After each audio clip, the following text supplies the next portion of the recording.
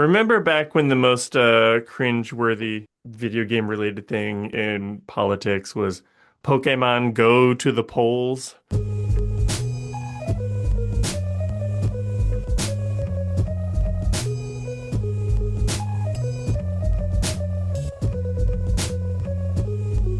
Hello, fellow netizens, and welcome to Scandalous Games, the show where we take a closer look at video game-related controversies. I'm Kevin Impellizeri, and I do the research and share a story of a video game-related controversy to my friends.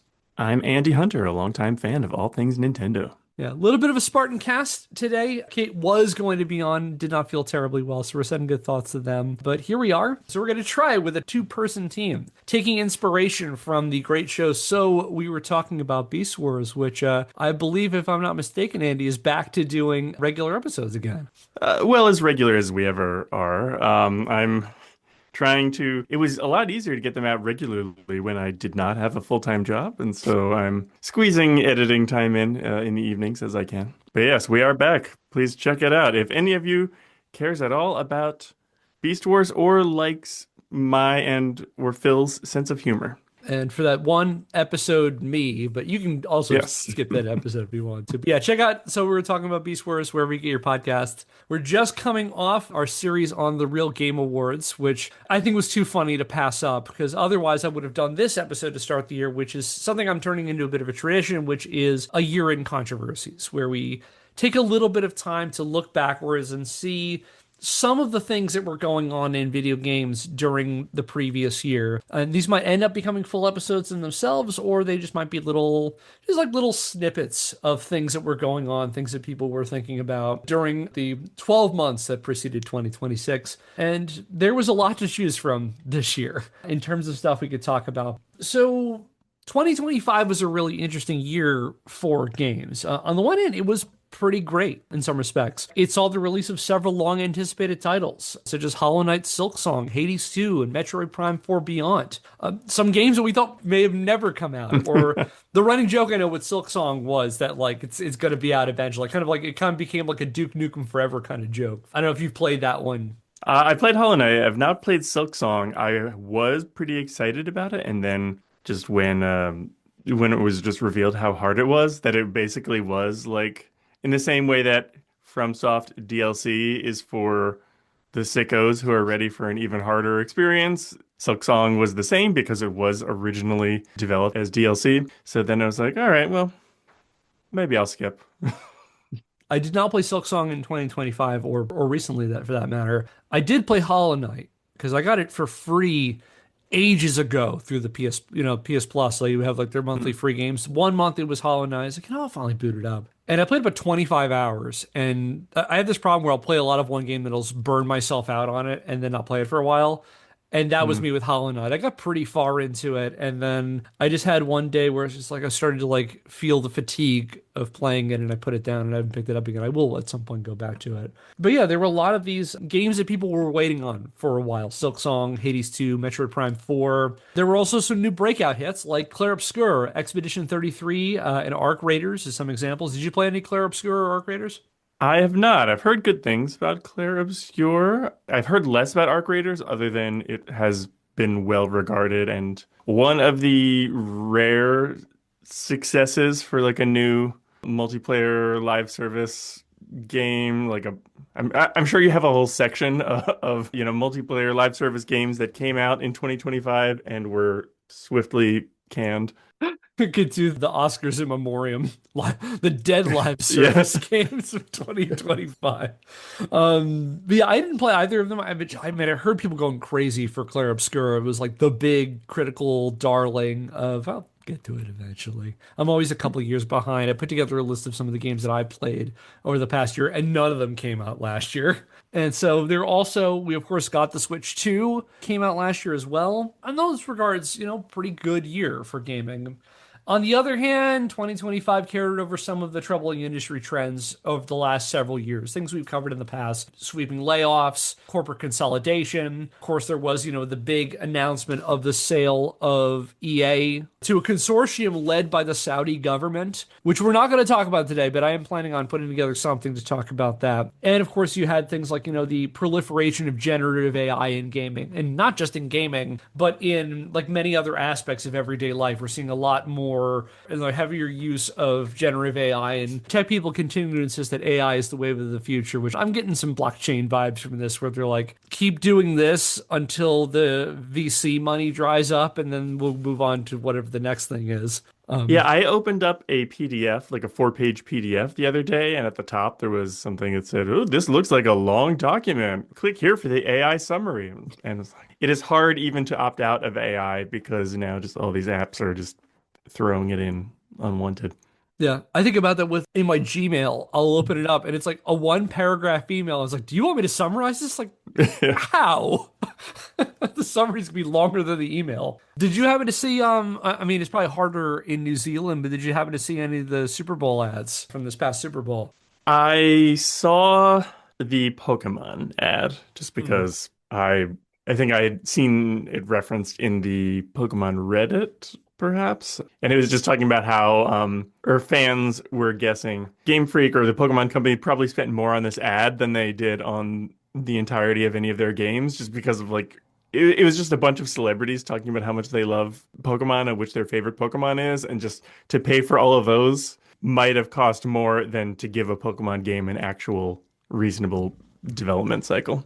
That's the only Super Bowl ad I saw. You didn't mess much aside from the fact that there were a bunch, like the big thing that was being advertised was AI. A lot of AI commercials. There Mm. was this one, I won't subject you to it. I want to say it was for Verizon. It was about like Verizon tech support, or it might have also been Verizon AI. It was Xfinity. I just happened to look it up right here. It was Xfinity, and it was basically if Jurassic Park was run on an Xfinity, it would have just been fine. And it's a compilation of the characters from Jurassic Park with the actors reprising their role, like Sam Neill and Laura Mm. Dern and Jeff Goldblum as their characters in Jurassic Park, and they're just having a good time at Jurassic Park because nothing bad is happening. And the worst part of it is they are de-aged clearly with AI. Their faces look Mm. really upsetting.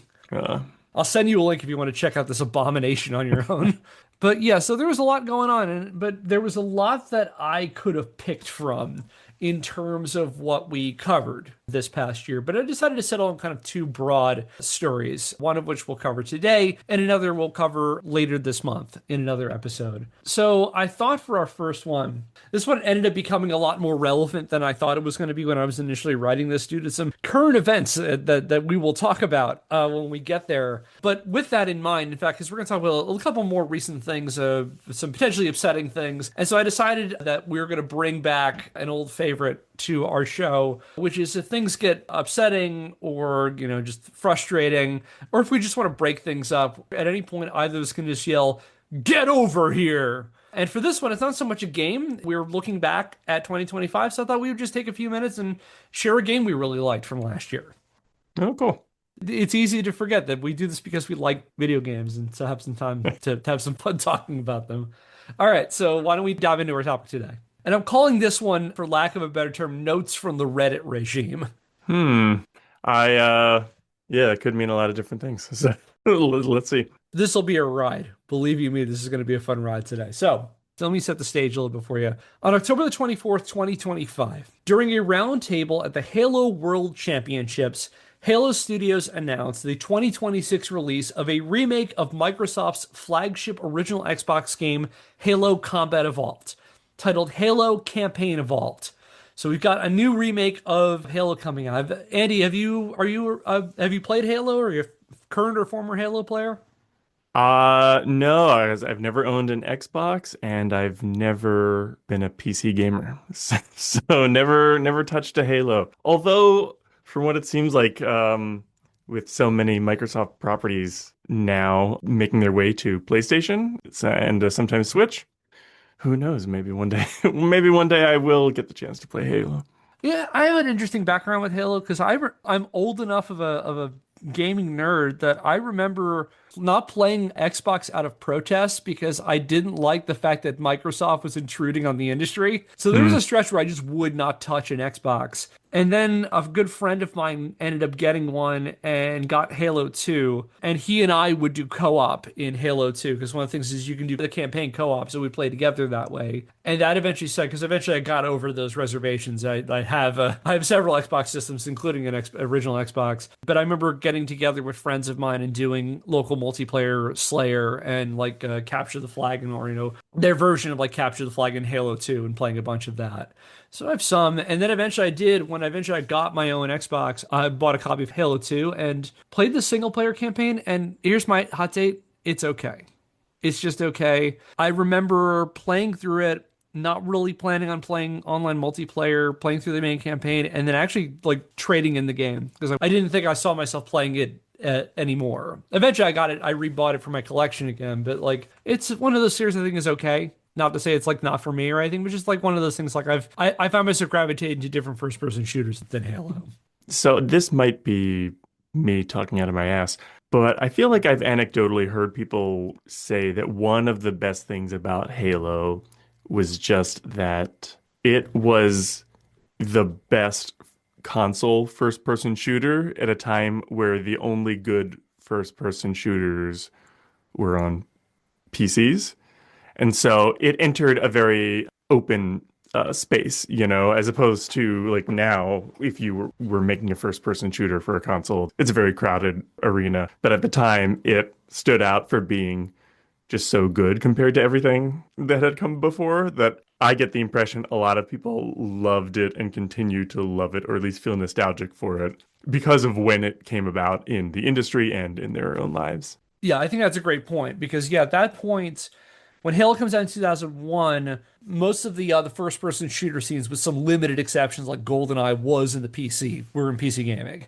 So the fact that there was a console, and in the case of the original Xbox, they market it in part as like a PC quality console that like it's a strong system. And what also is the fact that like they institute Xbox Live, and so now you finally had a way of playing online multiplayer in a first person shooter for a console, which was pretty novel for the time because most of the online multiplayer scene in terms of FPSs was PC. Like the Quake scene is probably the best example of that. Quake and Doom death Mm, matches. yeah. But of course, there were a number of other FPSs that were big on PC. But yeah, I think you're right. I think what Halo represents that transition of like one, it was a solid game. I'm not knocking it too much. It was a solid game, but it also had this robust online component. And like I think people mostly played Halo for the multiplayer anyway. And I think that helped open the possibility for future popular FPSs like that on the console scene. So I think you're right in terms of its historical significance. So you can see why Halo is putting out because we're coming up now on the 25th anniversary of the release of Halo Combat Evolved. So Halo Studios announces that they're putting out a remake of it in 2026. I don't think they have a date yet for it, but for the uninitiated, for people who aren't familiar with Halo, Halo Combat Evolved is a science fiction themed first person shooter developed by Bungie and first released for the original Xbox back in 2001.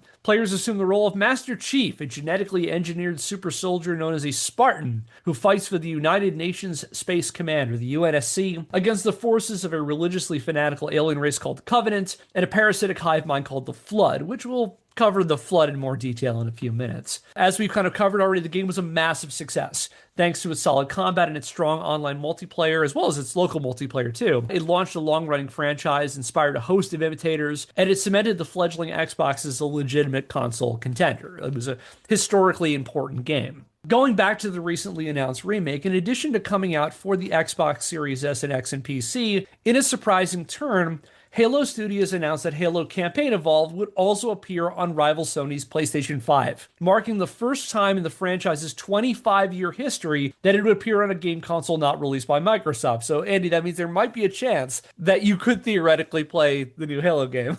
Yeah, although actually I still am, I only have a PlayStation 4, so so I might still, unless they ever bring it to Switch too, might still be a ways off for me.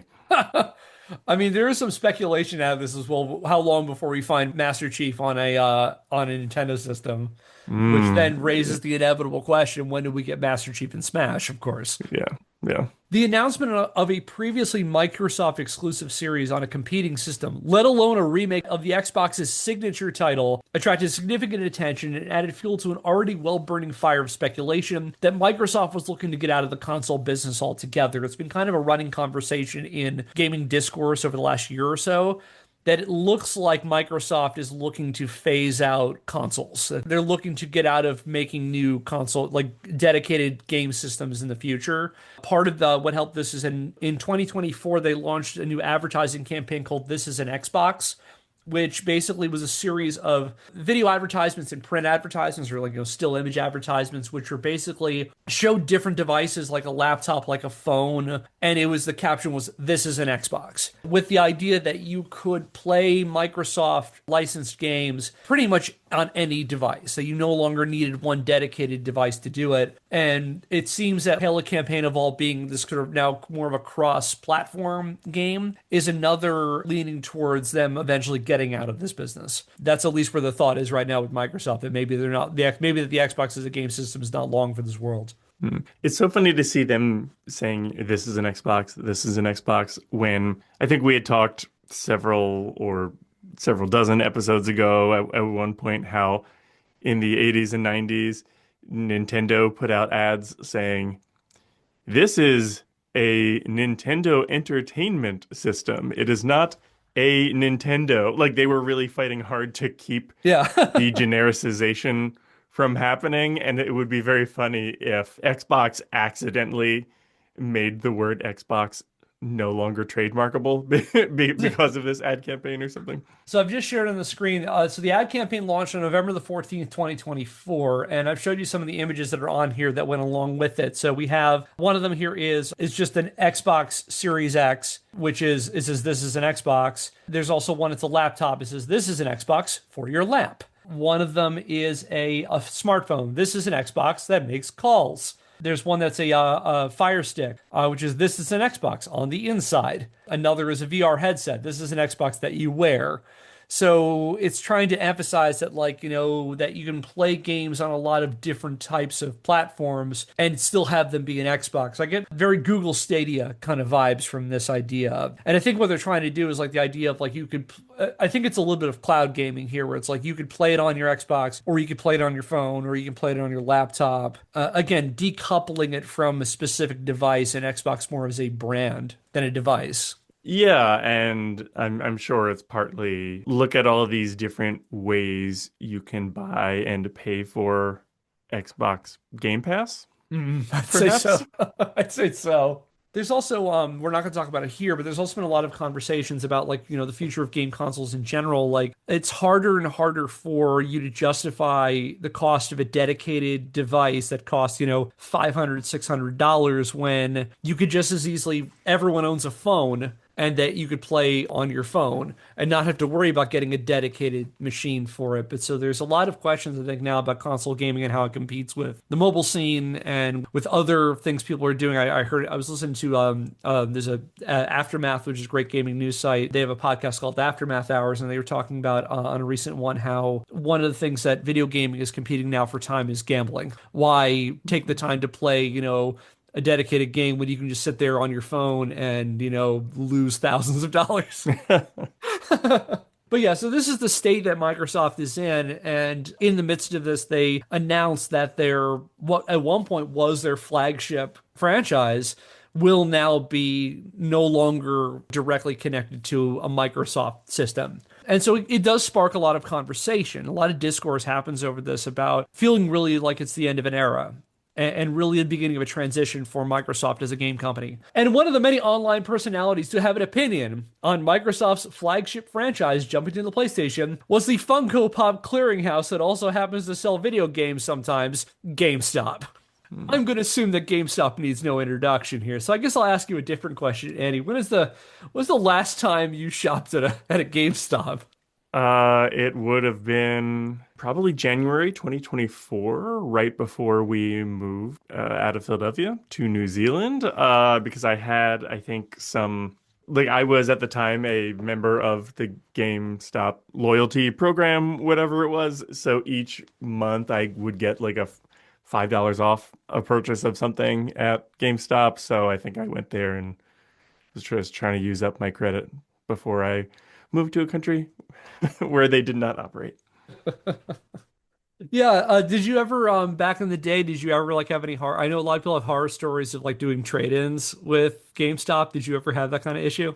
I mean, I had done trade-ins. Maybe if I ever then looked up what I could conceivably have sold some of those things on eBay or something, maybe it would become a horror story. Or, yeah, or if I'd like, oh, if I'd held on to that game now, 10 years later, it would be worth some amount of money. But for me, the GameStop trade-in program was always, it was either I just give this away to a thrift store, or maybe I can get a few dollars for it from GameStop. So for me, it was always a positive.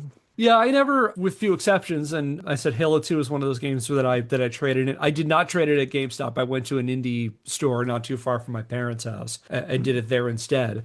But yeah, I never ended up trading in any games at GameStop. Although I did end up going there a lot. I mean, I bought my PS5 at GameStop because they had a deal online, and I was there not too long ago, about a few months ago, because it's not too far from our house, and so every once in a while I'll pop in to see if there's any like cheap games I want to liberate from there. I found about a year ago, I was just gonna again just browsing around. They had a copy of Ninja Gaiden 2 for the NES for like 15 bucks.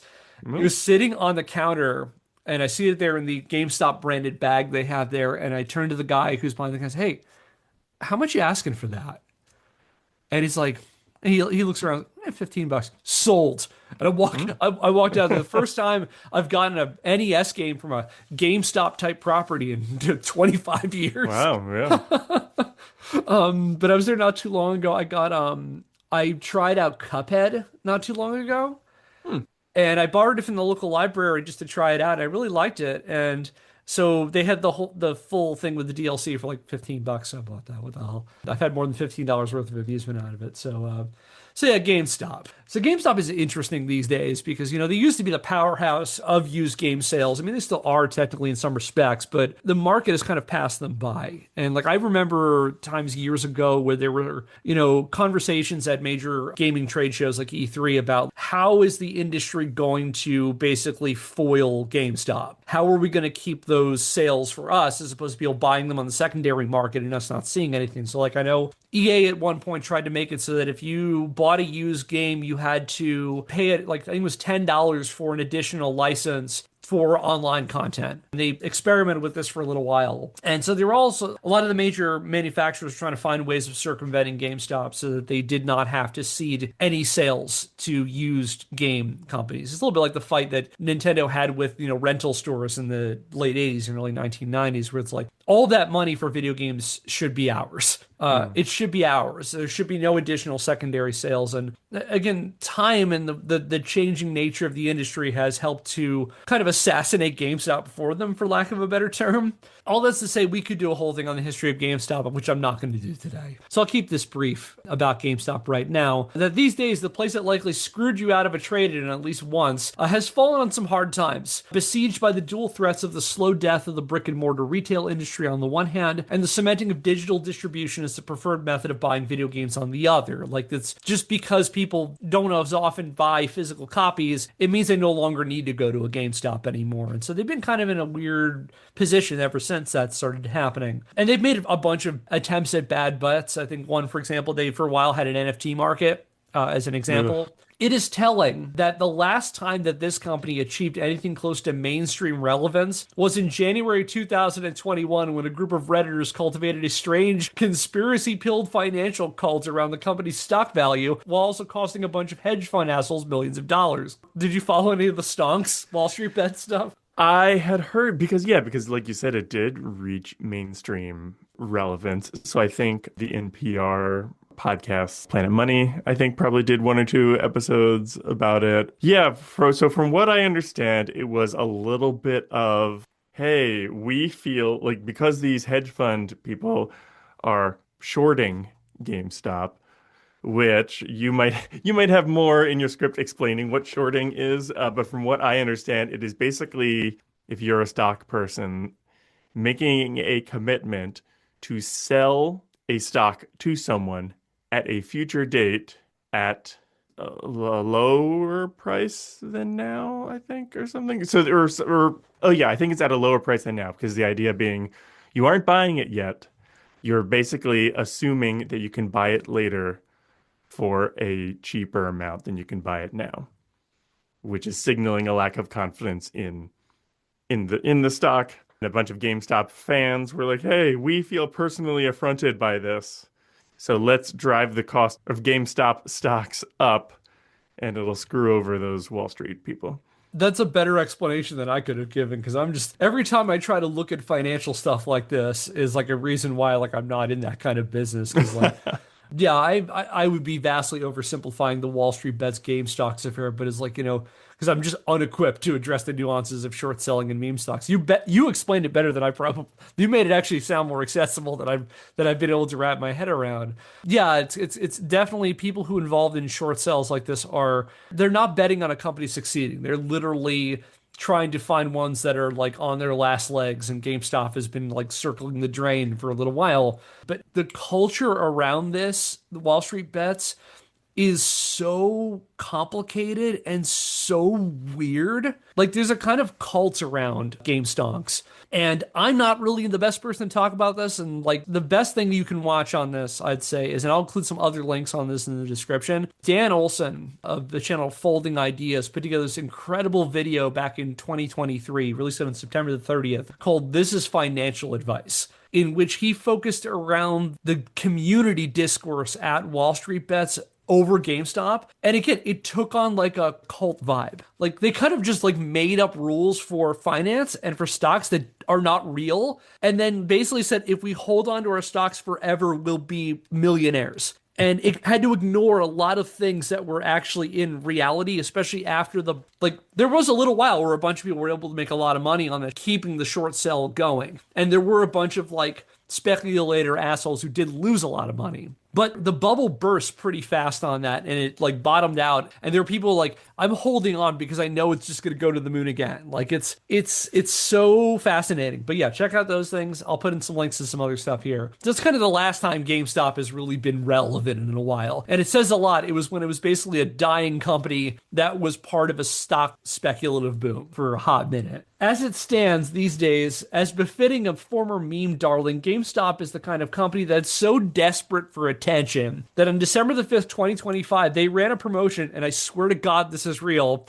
called Trade Anything Day, where people could bring in basically anything, including per an official announcement posted on November the 18th, 2025, taxidermied animals in exchange for a whopping $5 in store credit.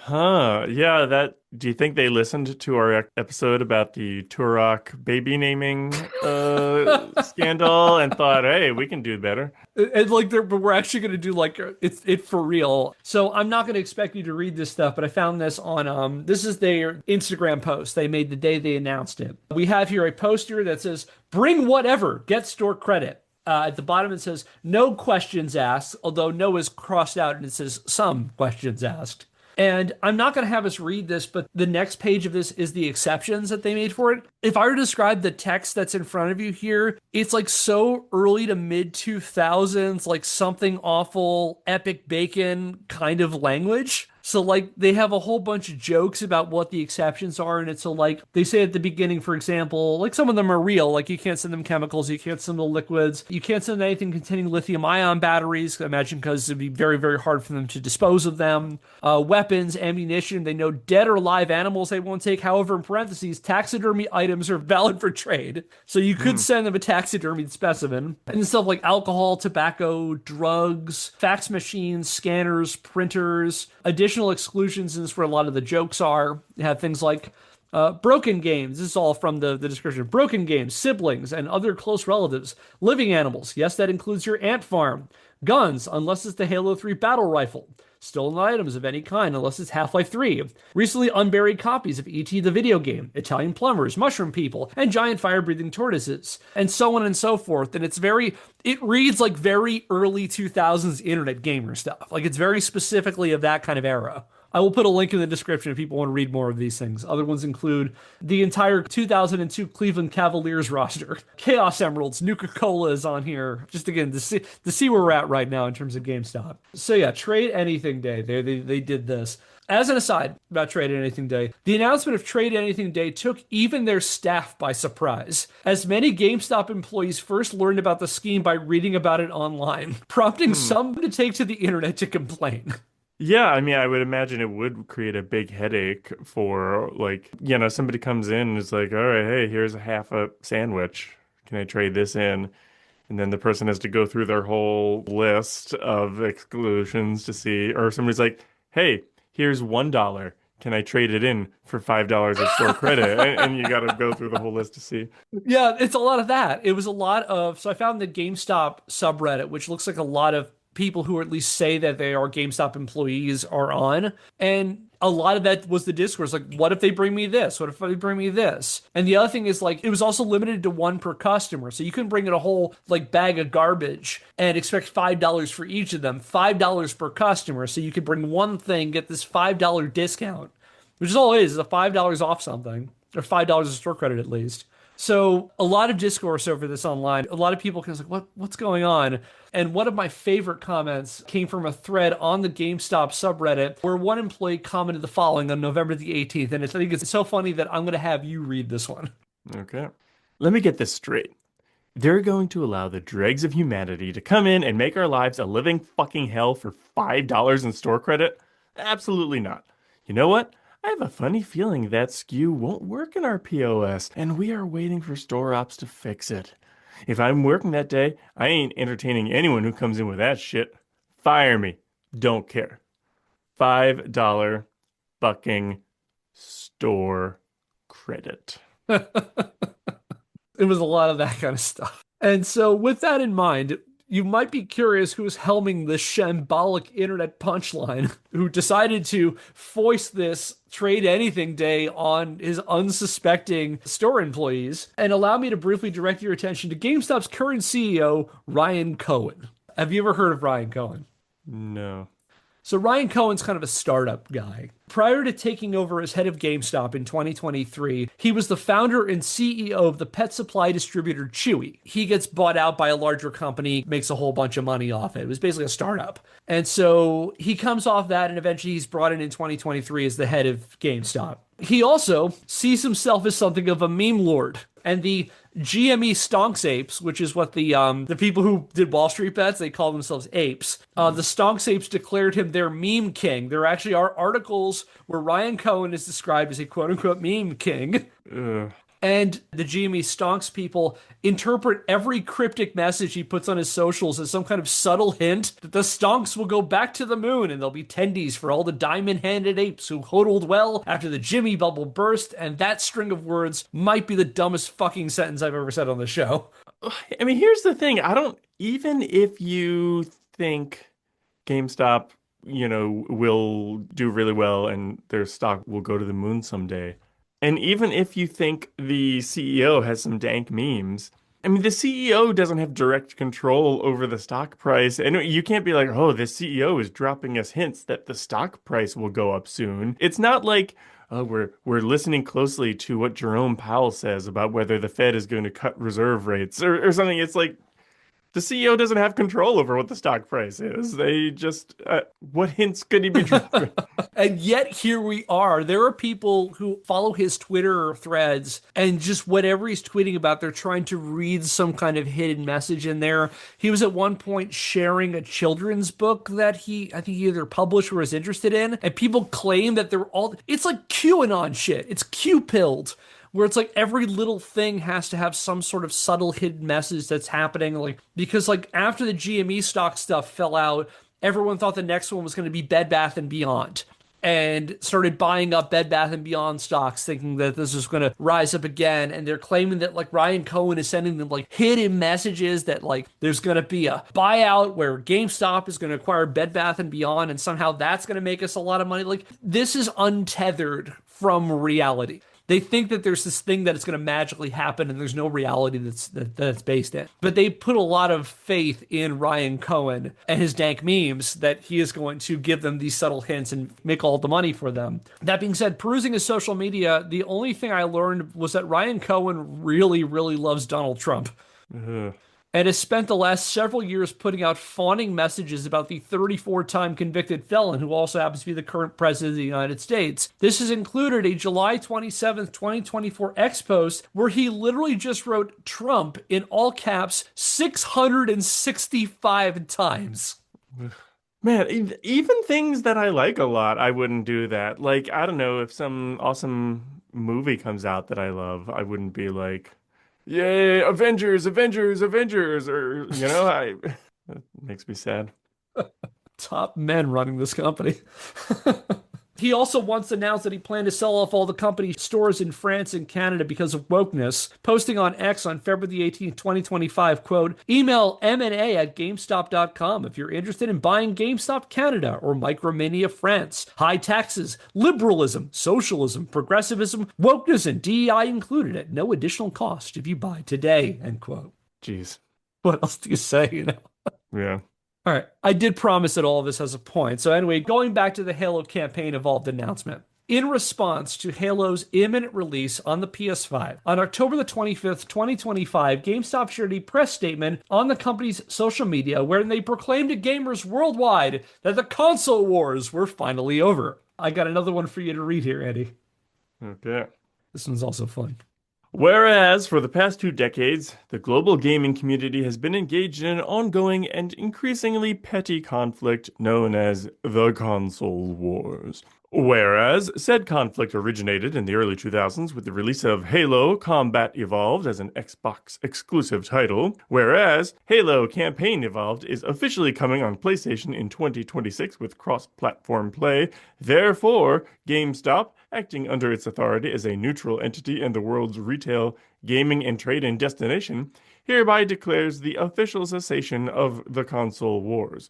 All claims to exclusivity are hereby dissolved. Console loyalists are instructed to cease hostilities, disband militias, and enjoy this new era of gaming. GameStop will continue to operate as a demilitarized zone, offering hardware, accessories, and trade-ins to combatants on all sides. Power to the players. Thanks for that reading. Thoughts on this? See that if I didn't know all that other GameStop baggage, I might think that that was kind of cute because, like, all right, listen, the big dogs are playing nice, so now you players can play nice too and not argue.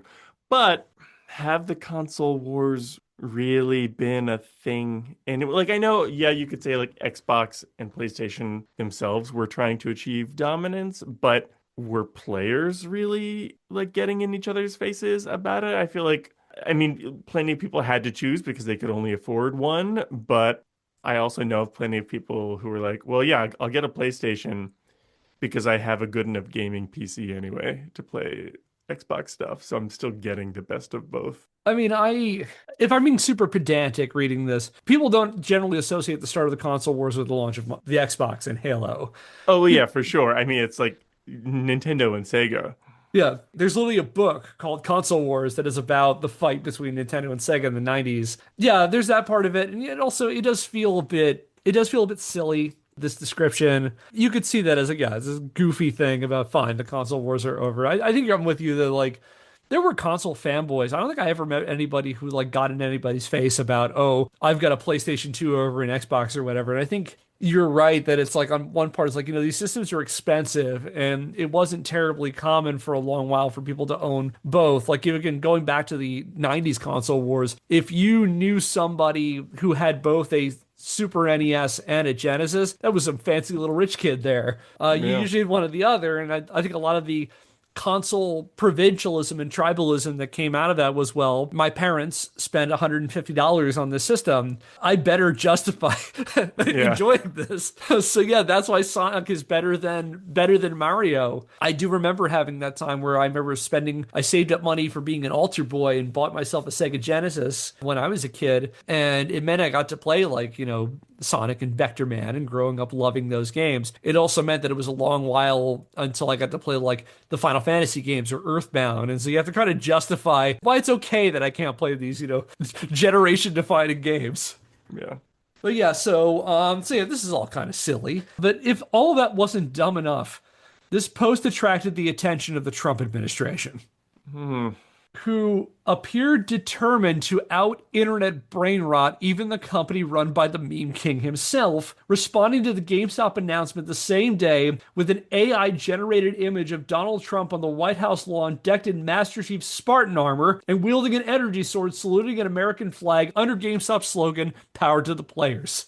I'll So bring this up. was that Trump's account? Was that the White House account? Who exactly was it who posted that? This was the official Twitter account of the White House. Okay. Posted on October the 26th, 2025. I'll show you this image. I mean, I guess it looks somewhat less shitty than much AI art does because it was specifically meant to evoke the style of like a painting as opposed to creepy attempts at photorealism.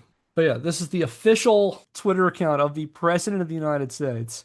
The institution of the White House put this thing out there. A couple notable things about this. There's the wrong number of stars on Oh, on the on the flag because this is an AI image. Like yeah. no human made this thing. Hmm. People were quick to point out that the flag in the image only has 40 stars, in either a testament to the Trump administration's slipshod laziness of relying on generative AI, which they like using AI a lot, this administration, or another brilliant case of Donnie's 4D chess. Maybe he's saying that only people in 40 states count as real Americans, and I'll let you decide which states they are. I wrote that joke about 3 months ago before he was besieging Minnesota, but it seems to resonate a little bit more than I intended.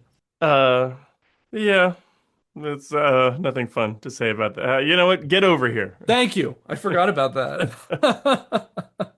All right. This is what this was made for. All right. So we'll take a little break. I'll start by, again, what we're going to do is just like share a game that we liked that we were playing from last year. I'll start by sharing one. One I played a lot of near the end of the year was RoboCop Rogue City. That game is a lot of fun. Have you played RoboCop Rogue City, Andy?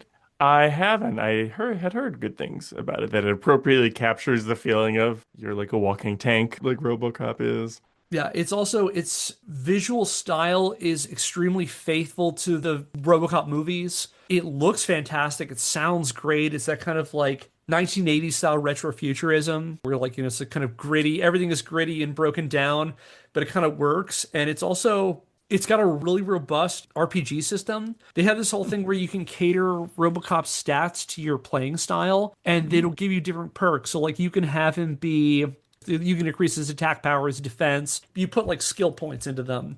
And as you invest an amount of skill points at certain milestones, they'll have like bonuses. And they're very like fitting for the movies too. Like, so like one of them is if you put a lot into your accuracy, you can start bank shooting. You can like Oh, aim, it'll give you your targeting system because you've seen how RoboCop's targeting system is in the movies. yeah.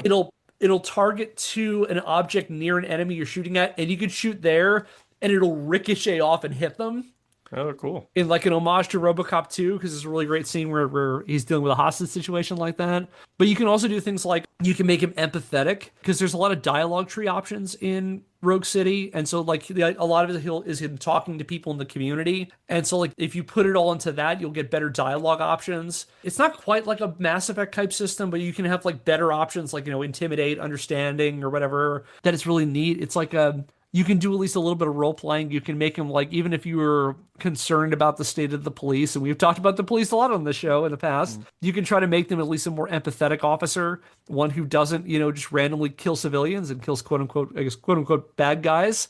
But it's so much fun. The combat is really solid and chunky. I highly recommend it. Really, really cool game. I played through the base story, and at some point I'll get around to playing the DLC. But yeah, totally recommend it.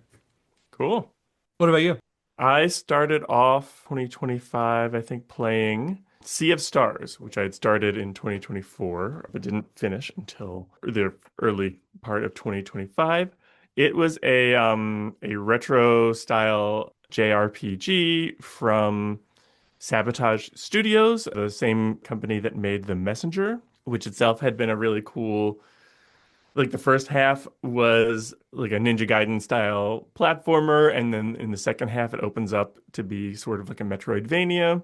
And it's got a neat mechanic where when you time travel into the future, it goes from being 8-bit to 16-bit. Yeah, and so Sea of Stars is it's got beautiful pixel art. It has so many ways that you can tweak the difficulty to your liking.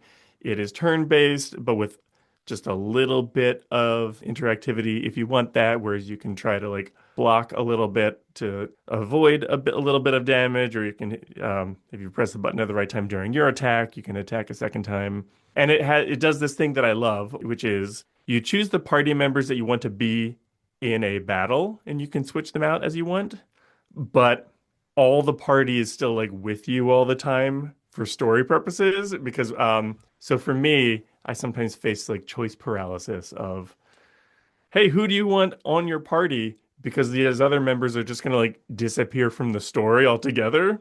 But in this, you don't have to miss on anybody's story. You're just choosing who you like actually in combat. So yeah, it was wonderful. Awesome, gorgeous pixel art, a really fun story, fun characters. Highly recommend. Nice.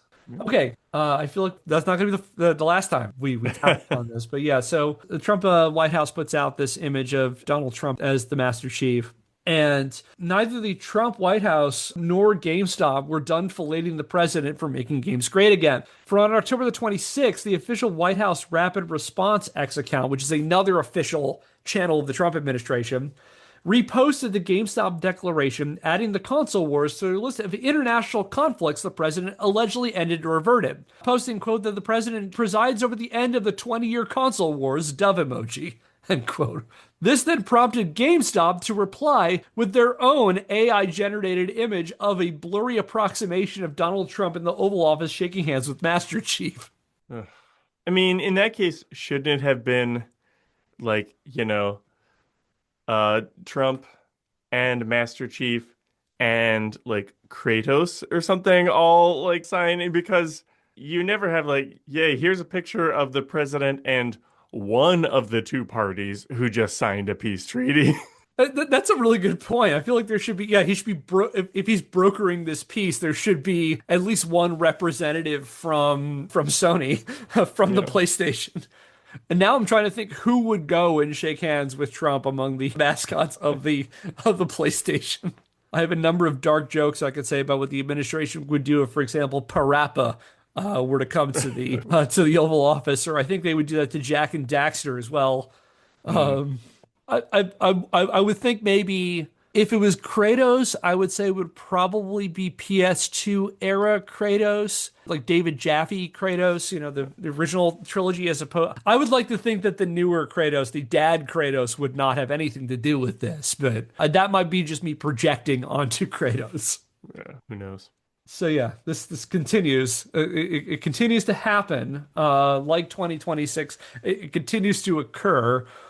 So yeah, this image of Trump shaking hands with Master Chief. And this also apparently gave the executive branch license to appropriate Halo into their propaganda machine. Get over here ready. The following day, on October the 27th, the Department of Homeland Security's official social media released a post with the declaration, quote, finishing this fight, end quote, alongside a recruitment poster to join ICE, depicting an AI-generated image of two Spartans riding in a Warthog, the series' trademark Jeep with a rear-mounted machine gun, overlaid with the all-caps declaration, destroy the flood. I'll show you this one as well.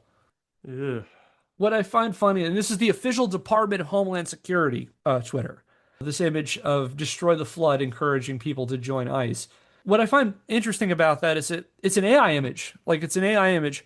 It's not like it's hard to find an image of Spartans in a Warthog. The people have played this game for I a was long just thinking time. like, yeah, you could have just found an image and then just added that text over it. Why did you? I mean, I accept it's like laziness of, yeah, just it seems like some people nowadays are just using AI as an alternative to like Google or something, and or it's just, the people in the administration are like, we need to goose up AI because we're getting paid to to goose AI or something. Yeah, and the other part of it is when your administration is largely built on fear mongering and promoting things that aren't real, AI becomes a godsend because imagine the terrible thing that we're saying. We can now visualize it in such a way and also do so in such a way that doesn't pay any artists and is also environmentally destructive. It checks a lot of boxes for them, I think. Yeah. So yeah, they're encouraging people to join ICE to destroy the flood. Now, what do you know, Andy, if anything, about the flood in Halo, in the game's lore? Zero.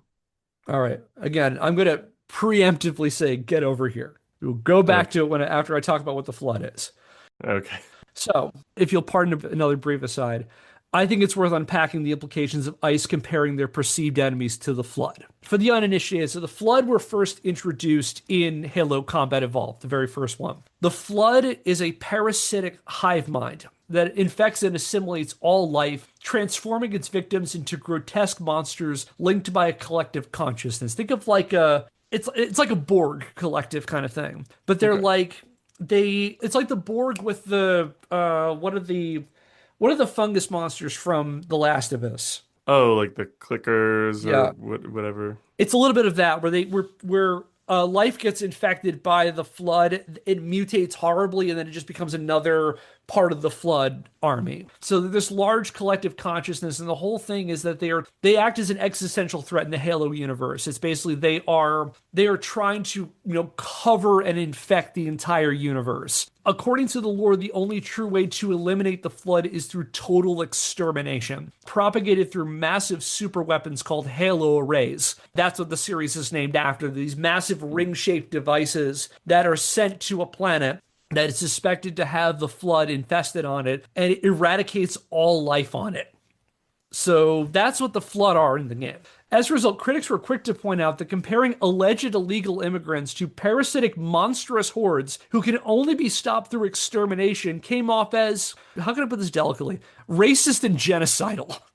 I'll also note that perusing the replies to the post on Twitter, I found several accounts that appear to be run either by avowed white supremacists or unabashed Nazis who were super cool with this assessment. And with that, I again punctuate by saying, get over here.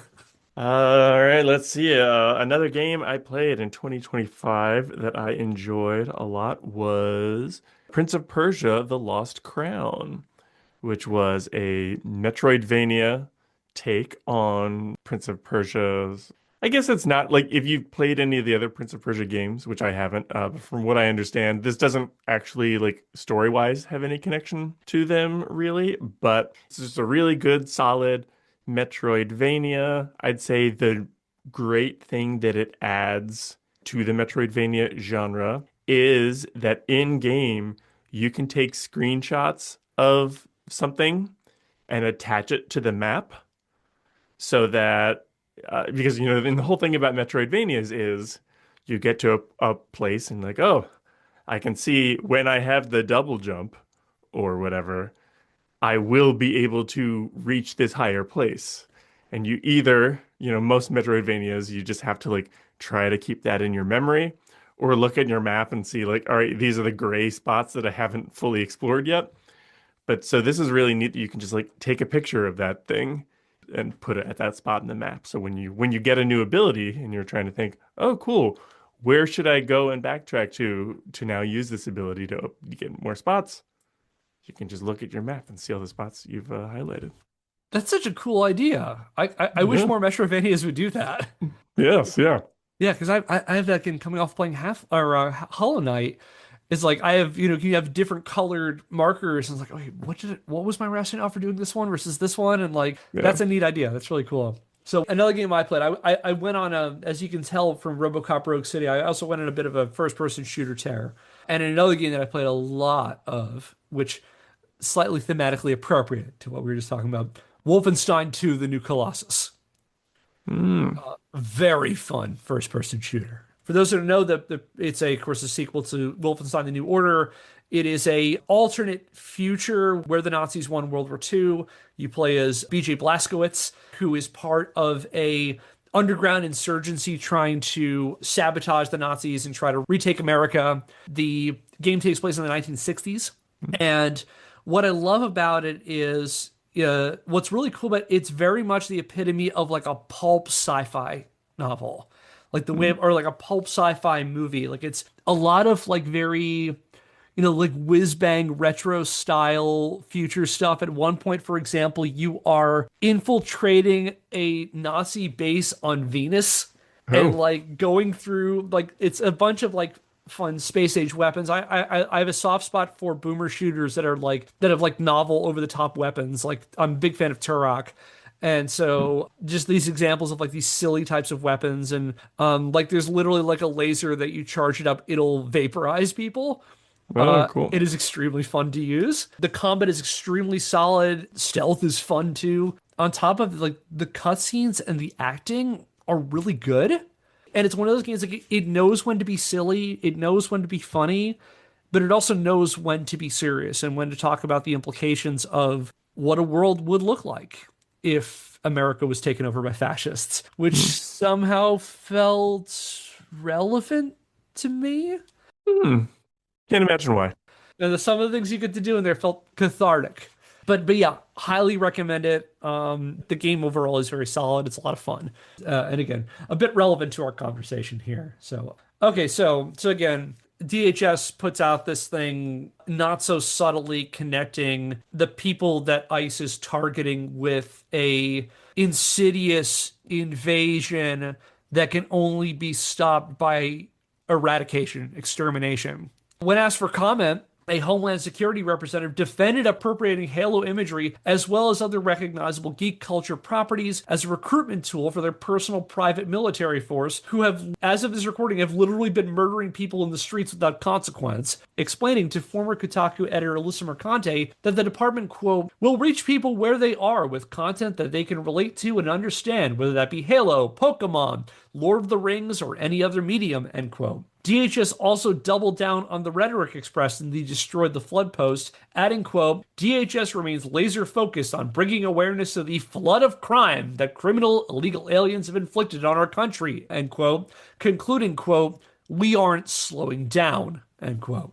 Uh, remember back when the most cringe-worthy video game related thing in politics was Pokemon Go to the polls?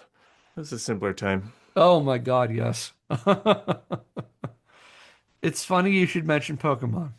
Hold on to that. As this ominous response suggests, this was also not the first time Homeland Security turned to the awesome power of video games to market their state-sponsored reign of terror. On September the 22nd, 2025, DHS published a video of ICE agents conducting raids and arrests played over the theme song to the Pokemon anime, including directly pulling clips from the show's opening, like literally pulling clips from the opening scenes in the Pokemon anime, and ending with a rundown of mugshots of detainees with their alleged crimes presented in the style of Pokemon cards. Ugh. Do you want to say it or should I? Get over here. I promise we're almost through, but I played a lot of games this year, so it's got some to load up. But do you want to go next? No, yeah, you go for it. Oh, that's right, because yeah, I started. So, all right, let's do another big budget game I played this past year. I finally went back to the Demon Souls remake. R.I.P. the studio that name's blanking that made Blue that. Point. Blue Yeah, Point. make a year from now when we do the 2026 a year in controversies. Will it be first or 10th on the list of studios shut down this year? Yeah, pour one out for Blue Point. I had started the Demon Souls remake in 2024 and kind of played it on and off. I remember starting the PS3 one a little while ago and hitting a brick wall for a bit, decided I was going to eventually just go for the remake because I like the idea of the quality of life improvements that they added to it. It's interesting going back to that one as opposed to the PS3 one with the benefit of several other Souls games in hindsight. I love the Souls series. I played pretty much every mainline Souls game with the exception of Sekiro. And so I wanted to beat that.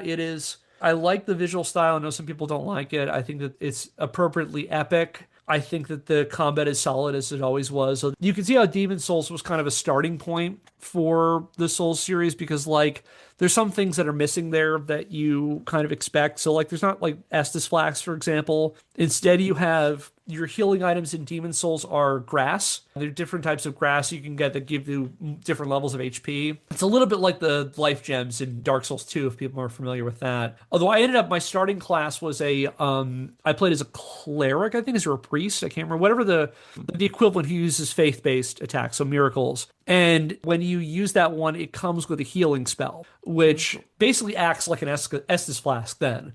Because it Yeah. basically you can just like use those to renew your health. I ended up using them more than I did the grass. It is a lot simpler in terms of its mechanics than the later Souls games. What's really interesting is that, many Souls games, the big set pieces are the boss fights. With Demon Souls, it's kind of the opposite. Demon Souls is more like the boss, for lack of a better term, is the environment and navigating through tough, brutal areas. A lot of narrow corridors, a lot of areas where you can get ganked. And the boss fights are kind of like a punctuation to them. I never found any of the boss fights particularly hard, so much as the run up to get to them.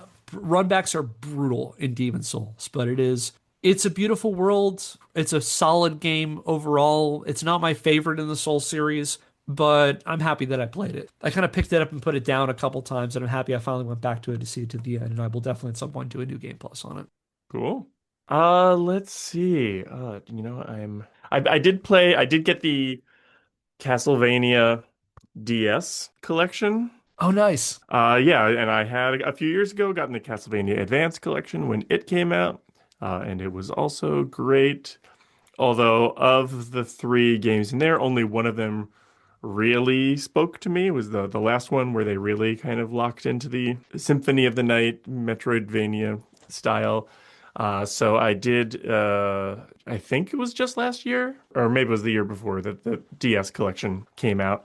So I got that and I played the first game in it, which I want to say is Dawn of Sorrow. And listeners, if that's wrong, give Kevin some engagement. What is it? Scandalsgames at gmail.com. Scandals Games Um, Podcast at Scandals gmail.com. Games Podcast at gmail.com. I did double check while you were talking about Dawn of Sorrow is on it. Dawn of Sorrow, Portrait of Ruin, and Order of Ecclesia are the ones on that. Yeah, yeah. So Dawn of Sorrow is the first one, and that is the one I played, and I enjoyed it. It plays very similar to Aria of Sorrow, which I think was the final one in the Advanced Collection. And yeah, it's like it doesn't do a ton different from the previous one. Oh, except you can like so the main mechanic in those games is when you kill monsters, they have a chance of dropping like their soul, which gives you a power. And so you can collect multiple of these enemies' souls and you can use them to power up some of your weapons. And so I guess that's like the new mechanic compared to Aria of Sorrow. So it was kind of interesting playing around with that. It's like I kind of didn't discover it until halfway through the game and like, oh, let me let me give myself some better swords. But yeah, it's another fun, solid Castlevania, Metroidvania game. No, Or it's Igavania, I think they often call them, which is the Igarashi, I think might be the name of the head designer of those, who went on to eventually do Bloodstained. But so nice. his style of Castlevania games. That's cool. I remember watching a while back. There's this YouTuber called I Finished a Video Game who will do these long like retrospectives of like an entire game series, and I remember watching his one on Castlevania.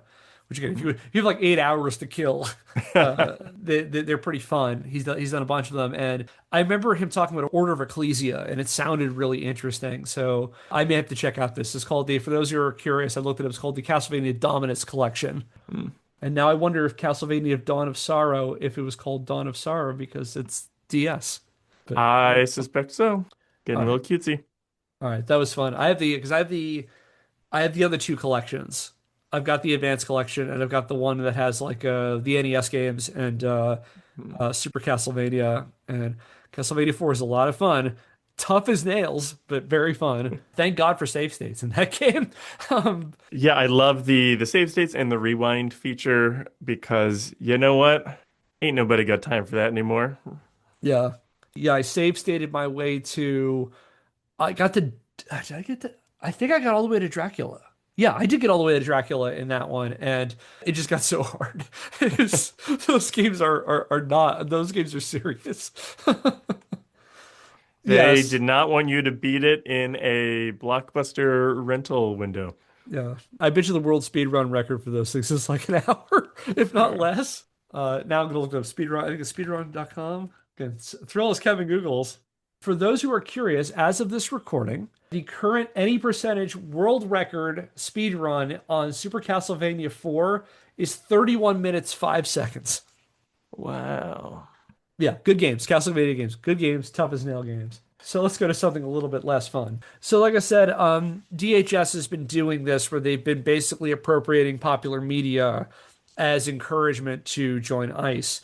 And in September, they did this for Pokemon, what they had done later on in October for Halo. So yeah, they put out this thing of the Pokemon theme song from the original anime with actual clips taken from the original anime. And it won't surprise you that DHS did this without Nintendo's consultation or permission. When a company spokesperson explained to a BBC reporter, quote, "We are aware of a recent video posted by the Department of Homeland Security that includes imagery and language associated with our brand. Our company was not involved in the creation or distribution of this content, and permission was not granted for the use of our intellectual property." End quote.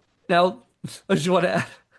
No, it's just interesting the way I don't know that Nintendo has done this. I remember hearing last year when Disney made the agreement with, is it OpenAI, to include Disney properties in their Sora AI video making tool. It would be grimly funny if doing that then kept them from being able to keep their IP from being used in these terrible, distasteful ways.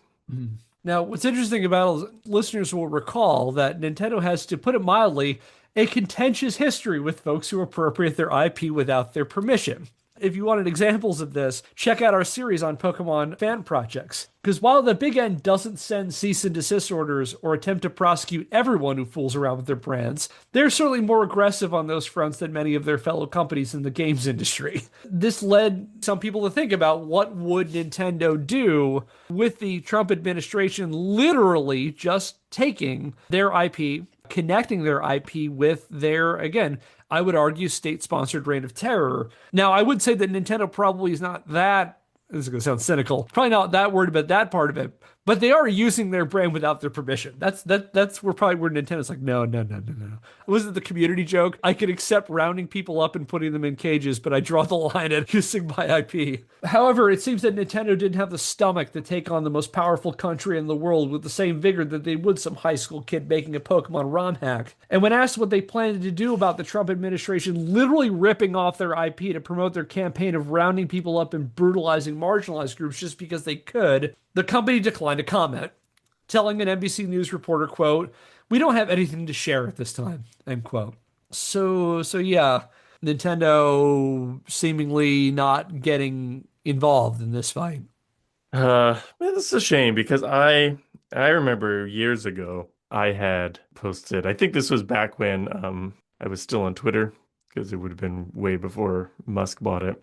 I hope that if I ever had cause to sue Donald Trump, that I would have the financial ability to take it all the way to court and not settle because he's just, everybody who's ever sued him for the various financial shadiness has always settled out of court, and I would have just loved the opportunity to take him to court and make him, go all the way to a guilty verdict and everything. So it is just always a shame when a company who could afford to take the U.S. government to court doesn't. Especially, I mean, the Pokemon company, it's the most profitable IP in history. Ugh. Pokemon Go, sit on your thumbs.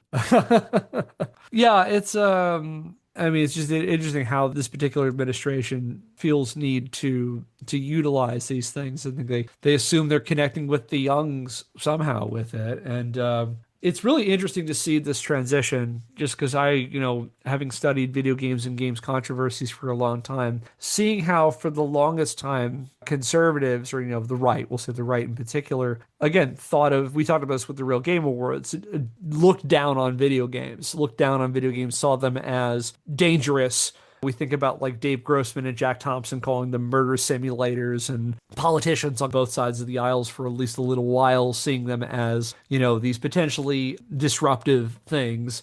And then later, the right then blends video game violence into the landscape of how we can not talk about gun violence. I think of guys like Ted Cruz will say things like, yeah, we have mass shootings in this country. We're kind of the only country that has them consistently, mass shootings. But it must be those violent video games because there's no way it can be our lax gun laws.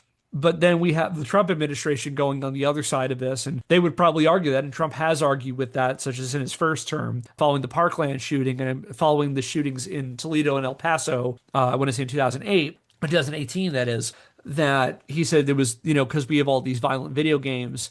And now with this iteration of the Trump administration going and saying, well, the youngins play video games and we would love the youngins to join ICE, Yeah.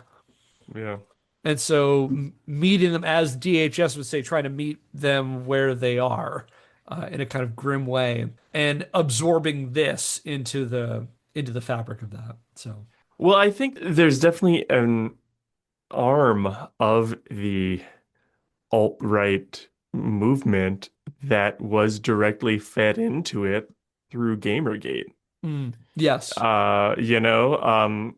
So I mean, I think it's now those people are a few years older and they're in more positions of power and they're, speaking to their quote unquote their people. So yeah, I think it's also partly that, yeah, as people who grew up on video games become, have a bigger spot at the table, yes, video games themselves will become less demonized as long as we keep getting to demonize brown people and trans people and people who speak another language and, pick your out group. Yeah, pretty much. I want to. We're pretty much at the end of the script. I want to end on kind of like a positive note, and I don't want us to burn all of our get over here's. So I'll give you one that I was thinking of talking about for next year's. This is a fun one to end on. It's very, very short too.